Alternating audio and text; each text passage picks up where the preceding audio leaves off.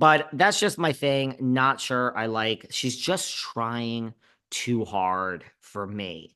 Now, the second person, I can't believe I'm saying this. Look, I think all the newbies are great when you look at. I think the best newbie, hands down, is Bazoma St. John. I love me some Boz. But look, Pedantry did well. She's 2 seasons in. I think Katie is going to be back, even though her and Pedantry are being iced out by the rest of the cast. We'll get into that soon. I think that all the newbies are having a good moment. I think Bronwyn is not going anywhere. She's doing the job well. She's starting to bother me. She's actually starting to bother me. Here we are, 14 episodes in.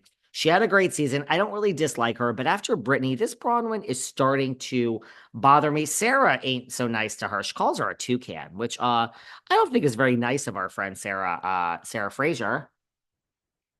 After the new year, when Miss Fraser comes back, don't worry, you're not going to miss any episodes. We got everything recorded. You won't even know Sarah has been on a major vacation. But when she's actually physically back, I got a bone to pick with her. That's not nice calling Bronwyn a toucan, is it? Just because she's dressing this way and has these painted on, like, I don't know, yellow eyebrows and is dressed in red and orange and blue and green all at once. Does that really mean she should call her a toucan? I mean, I gotta say it. I kind of see it, Sarah Fraser, but I don't know. I don't like talking about people's looks, but this Bronwyn is starting to bother me. I did love her, but I'm starting to see why not everybody loves her so much. She's been friends with Lisa for 10 years, and now they're fighting. They're fighting. I mean, I have to give her credit for that. It seems to me like Bronwyn gets it. No, if look, when you sign up for Housewives, if you're friends with someone prior to coming on, if this isn't ride or die to the core friend, I say just throw them the fuck under the bus because look at Dorit and Kyle. It's going to happen sooner or later. Again, I have like my lifelong friends. Shannon Bedore says she has her core four. When you have your core friends, I would never throw one of them under the bus. I would also never, ever recommend them to be on a show with me if I was on it. But I just feel I give Bronwyn credit, even though I'm starting not to like her for that, in the sense that I didn't really realize until I watched this episode 14 of this season 5 of Salt Lake Housewives that Bronwyn and Barlow have actually known each other for that long. It's a long time. And I give her credit, like, just you might as well just fight with Lisa now because it's going to happen. I mean, look at Dorit and Kyle. And I still think Dorit, someone tapped her and said, you have to show this thing about with PK because that's what's really going on in your life. I just think Dorit, the lights went on and she's like, I'm getting divorced. I don't have the income anymore from PK. I need to earn money. And Kyle is really not my lifelong friend. So just villain Dorit is here and balls to the wall. I think Dorit's one of the best, quote unquote, villains we've had in years, decades in Housewives. So I'm loving Dorit. I give Bronwyn credit for just kind of throwing balls to the wall now because you might as well, because that's what's going to happen eventually. This is where I started. My lights kind of went on with our friend Bronwyn. It really is this whole thing, which is now resurfaced about Todd, where she's crying on the boat and she says, the infidelities in our relationship. I really feel at this point it was so fake. I mean, she was crying. I think she just was saying anything. I don't think she realized what she said. And then she said the word infidelities. I don't think she meant it. We'll get into Watch What Happens in a second. But as soon as she said it, the girls are like, whatever. And then Lisa's like, well, I've known her for 10 years and I've never heard of this infidelity. And I don't even know this woman. And it just, the more she talked and was crying and everyone was coming to her defense, I was like, I just am starting to see that there's a little bit of Mia Thornton. This Mia Thornton over here, she's a known liar. Wendy Osefo, the professor. The professor is in the house. The professor just did she was on the red carpet, the professor, and she's like, why are you asking me if Mia lies? Like, I mean, what? Like, we all know she lies. Like, everyone knows that. She's always lied.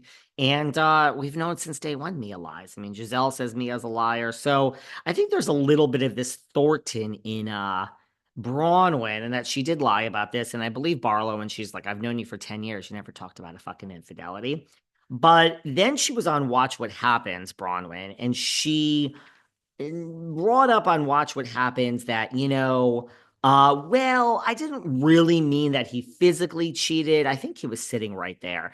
I didn't mean that that he physically cheated. It was more of like a mental cheating, and we were over it quickly. And it wasn't infidelity. It was really just like a misunderstanding. We have different,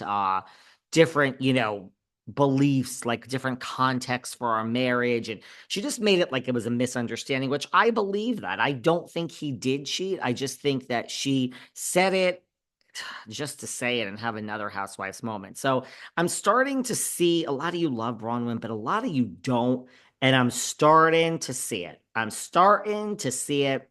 And then she says on Watch What Happens that it wasn't cheating, it wasn't physical cheating. And I'm like, man, this bitch just made this up just to. I do have to say, on a positive note, I'm really coming into, I'm not just realizing this, but let me just reiterate, I love Angie K. I didn't always love her, but this is the thing about Housewives. You work in and you work in, and it's your first season, your second. Angie's really she's there. She solidified her space. She ain't going nowhere, and she came in and infiltrated this room. I like Angie. She ain't going anywhere, Meredith. Meredith says she's just gonna move on with her. And Lisa says, I think she was just on Watch What Happens, that her and Meredith are great, and she'll turn the mic off in the future when she wants to have a hot mic moment and just say things in her head. Oh, that's just so wonderful. So I don't know. Good season of Salt Lake. I just figured we haven't really talked about Salt Lake in a really long time.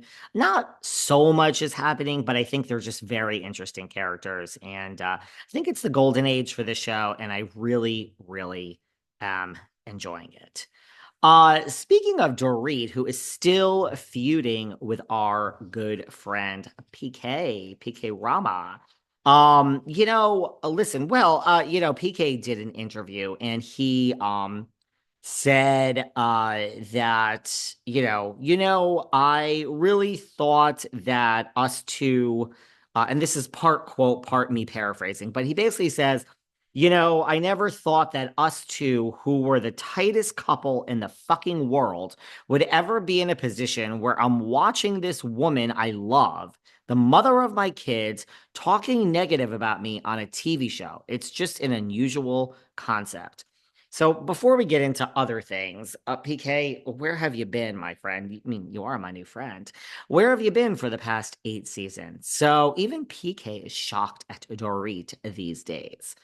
So he said, look, it is what it is. I'm just sad to watch it. He's not so thrilled with how Dorit is handling this. By the way, did you see Dorit was just stopped by TMZ? Also, I mean, Miss Kemsley is just loving this. I think she is saying to herself, man, I should have been the villain like years ago. I don't know if Dorit's ever going to come back from this. I think a lot of you think she's making some of it up. I do